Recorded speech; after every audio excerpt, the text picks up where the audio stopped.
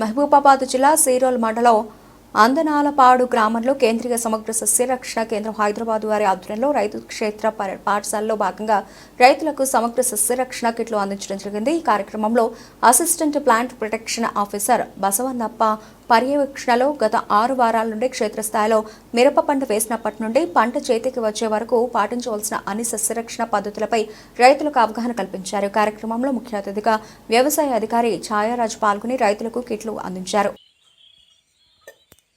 అందనాలపాడు గ్రామంలో ఈరోజు రైతు సోదరులకు రైతు క్షేత్ర పాఠశాల అంటే భారత ప్రభుత్వం యొక్క వ్యవసాయ శాఖ ఆధ్వర్యంలో నడిచే రైతు క్షేత్ర పాఠశాల కార్యక్రమంలో ఈరోజు రైతు సోదరులకు ఐపీఎం కిట్లు అనేది పంపిణీ చేయడం జరిగింది.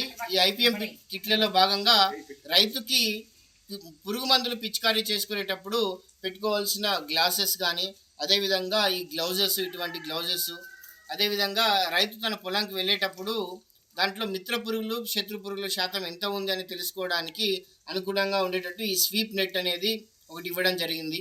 అదేవిధంగా రెక్కల పురుగుల్ని మనం పట్టుకోవడానికి ఇట్లాంటి లింగాకర్షక బుట్టలు అమర్చుకోవాలి అని చెప్పి ఆ బుట్టల్ని కూడా రైతులకు ఈరోజు మనకు వ్యవసాయ శాఖ ఆధ్వర్యంలో డిస్ట్రిబ్యూషన్ చేయడం జరిగింది.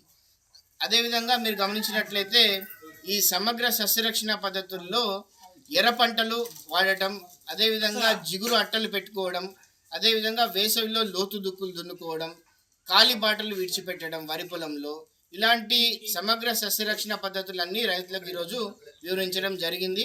రాబోయే కాలంలో పురుగు మందుల వాడకాన్ని మరింతగా తగ్గించాలనే ఉద్దేశంతో ఈ కార్యక్రమం అనేది చేపట్టడం జరిగింది.